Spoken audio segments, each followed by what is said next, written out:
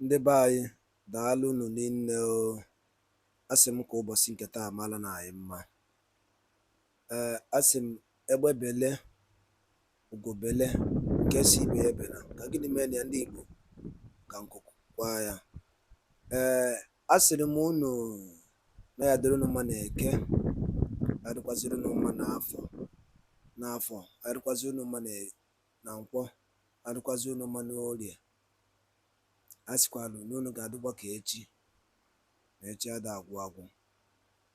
Mana oge ugbu a anyị kwere unu nkwa na ihe a ga na-eme n'elu akwụkwọ a bụ itinye unu ihe gbasara maka ana Igbo, ana ka Igbo ji wee bili. Ọ ife anyị kwere unu nkwa, ana ihe na-emegasị n'ala Igbo dị iche iche, ihe ọbụla gbasara maka ihe na-eme n'ala Igbo ya ka anyị ga na-etiri unu n'elu akwụkwọ a. So ọ bụla anyị gba mbọ tiri unu ya, unu kabara unu ga-echa ya bụ ife, ihe ọbụla anyị tiri unu bụ ihe na-emenụ n'obodo dị iche iche n'ala Igbo. Unu etinyelu alụ nke unu, ife unu chere gbasara maka ya bụ ife anyị tinyelu n'elu akwụkwọ. So n'ọbụ ya, a sịkwa m ka ụbọchị nke taa mara na anyị mma ise. Anyị dịka o si dị, ngwa geenụ ya bụ ife unu ga-esi unu adọrọpụrụ anyị kọmentị unu ifu nchere n'elu akwụkwọ.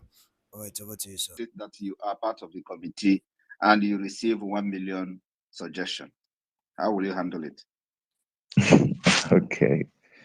All right. It will be really a big task to deal with. All right. That's why we are following the international standard of democratic system. The government is that you don't actually allow everybody to bring something in. You give people the mandate, give the trust, and believe that they will deliver. And because what we are talking about is something that is there, open for people to know. We just want to formally demonstrate BIAFRA readiness to embrace a true civilization and a true democracy. That's why we are throwing this open. Otherwise, like I said, 2% can actually write this declaration and seal it. So if we do it like that, you are going to receive 1 million of different opinion, and then you begin to scrutinize it one after the other. It does not make a lot of sense to us. It's going to be a distraction. So that's why we focus on making sure that those who are interested in being part of the committee can come, and then you can discuss it, have like 2 hours meeting for a session, and then you drive something, have another meeting 2 hours, drive something, have another meeting 2 hours, until we have a complete brief of our grievances listed. And that will make a lot of sense to people, to the United Nations, to America, to Europe, and every other country that are interested in knowing what Biafra is going through and why we will be declaring Biafra in Finland. Thank you. Thank you. Thank you, sir. Pleasure to speak to you today, sir. Remember, Thank you very much. Remember, everybody must remember that I have never said something and it didn't happen. Remember that when I started this thing, I told them we are going to bring Biafra from diaspora. It is happening. The declaration will be in diaspora and the restoration will happen in Biafra land. Thank you. Thank you, sir. Can we call on Escobar? You have the mic. Please, if you want to speak, raise up your hand so you can be called up, okay? Okay. Good afternoon, Biafrans all over the world. Good afternoon, Prime Minister. Good afternoon, the ministers in the building. So please, my question is, they say for a government to function properly, you have to be the executive, the legislative, and the judiciary. So my question is about the judiciary. What kind of judiciary system are we going to be practicing in Biafra, or is it something that will be deliberated after the restoration?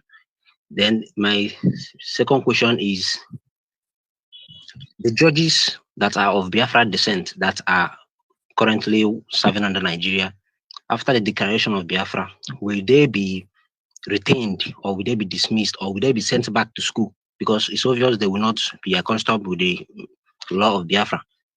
Then, thirdly, sir, my question is, the Helsinki Charter, is there a way we in the homeland can get it, maybe through PDF? We can't get the raw copy. So I would like to, go through it, read it, get accustomed with the Constitution before the declaration or even after the declaration? Thank you. Thank you very much. We're going to make the charter available electronic. We're going to. Can this Ezedon mute himself? It's not Ezedon. That's a God know it. It's God know it. Okay, so we're going to have the Charter of Biafra, a second declaration, digitized. I will give that directive in a few days' time. So we may have it in Amazon and other places. So yes, we're going to make that possible for download. But at the same time, the charter is the first and original charter which is subject to amendment. And in Helsinki Second Convention, the charter will be updated. So it is very important that you have the real original charter, and then the updated charter that will be unveiled in Helsinki for the Second Convention. That will include the work and everything that have been done, that we have done from 2023 after the declaration till 2024 in the second declaration and the unveiling of the charter. So, and then the issue, who is this guy? Can you remove this person as a dumb, please? Remove him, please. This. Sorry, sir, I've removed him. Yeah. All right. So, and then the issue of the justice system. We are starting, putting up the Biafra justice system, and the Chief Justice of Biafra will be announced very, very soon. Remember that the government is still in exile, so the Chief Judge of Biafra will also be in exile. It's going to be someone somewhere in the diaspora. So we are working on the justice system, and for now, we will probably have a modern of the Finnish justice system. The Finnish justice system is what we are going to have at this point. Sorry, somebody have been interrupting me with a telephone call from Luxembourg. I don't know who that person is. So I don't know. Can you hear me? Yes, sir. Yeah. All right. Someone have been interrupting me with a phone call. All right. So yes, with the justice system will be unveiled as well, of course, in the declaration. But before then, we will announce the chief judge of the Biafra, and of course, we're going to have some kind of designed justice system of Biafra. It is going to be almost the same thing with Finland, which is the only way to get justice and follow the rule of law. So we're going to have that. Like I said, we will bring Finland to Biafra. Most of the ones that we feel that works for us, we will adopt them. Most of those that we feel that needed development, we need to build and develop on our own, we are going to do that. So this is what we're going to offer to Biafra people, where justice, equity, fairness will be supreme. Thank you. Thank you, sir. Can we call on Exodus? You have the mic. Exodus, you have the mic. Are you there? Yes, I'm here. This is good, man. Thank you so much for giving me the mic. Thank you, our joy giver, our Prime Minister. You are our joy giver. I just want to ask if there is a particular broadcast that we in the media need to be doing right now because of the stage that we are in. Is there any particular type of broadcast that you really expect from us to be doing right now so that we can really be hitting it where it really matters most? That is what I want to know from you, beloved Prime Minister. Yes, the broadcast that you people need to be doing now is to hammer on the killings happening across Nigeria, sponsored by Nigeria government for the total Islamization of Nigeria. The news coming from all corners of the north, the killings of Christians, bandits taking over. Abuja in Niger State, for example, is just a 1 hour drive from Abuja. They are there killing people every day. These are the things that need to be, be broadcast every day. And of course, the next level of the Biafra liberation, including this declaration that is going to happen in Finland. So you can boldly be broadcasting about the declaration of the restoration of independent state of Biafra in 2024, because that is what the enemy don't want to hear. They think that when they hear that you are going to declare Biafra, they will do everything they say is not going to happen. Their own is to sabotage it not to happen. Like I said, you can never sabotage it. The only thing that can delay us on this declaration is when there is no finance to purchase arms and ammunition to defend our land. And I believe that Biafra will come out and troop out in numbers to do what they have not done before.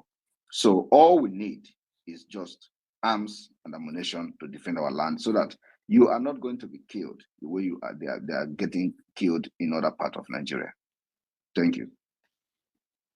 Okay, so thank you, sir. So we broadcast about the terrorism of the Nigerian terrorist government, and then the declaration of Biafra, and then we hammer also on the funds, the aspect of funds, because that is what brings about the arms and the ammunition that we need to declare Biafra. Exactly. Thank you, sir. And why are you not in the media yet? I am in the media. I've been doing my space. It's just that you said you will call for meeting so that we resolve some issues, and that meeting has not yet been called. But I've been doing my spaces.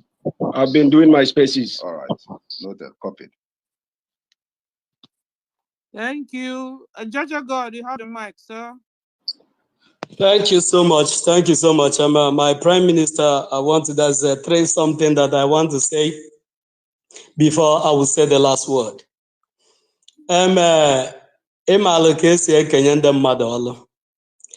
There are some statements you made before the beginning of this year, and as this year started.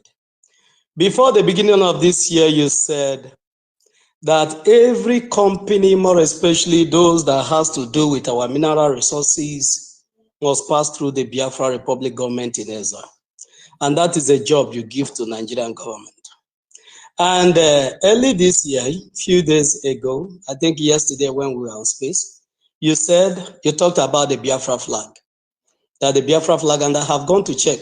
What you're saying is nothing but the truth. And that is a job you give to the IPOP Nigeria.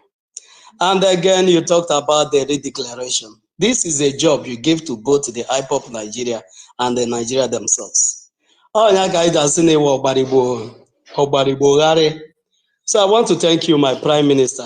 That is not a question, but a compliment.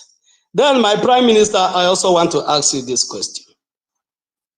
Those that are elected in the cabinet of the Biafra Republic government in exile, which are working with you, are they supposed to be respected? When they are being respected, are they respecting your opinion? Or are there those people that are respecting them, are they respecting that person as a person, or as a person that is representing the government? So I would like you to clear this to us. Those people that you elect on the government in exile, did the Biafrans need to respect them as people that are representing them at that capacity? Thank you, sir. Before the PM will answer this question, let me say this to you, please. We are now a government and not a group. All the serving ministers, de facto leaders are powered by the Biafran charters. And in the Biafran charter, it is supreme. The Biafran charter gave everyone the power to go to do whatever according to his own duty. You are Minister of Information, it is from the charter. Our Prime Minister is being given his power from the charter.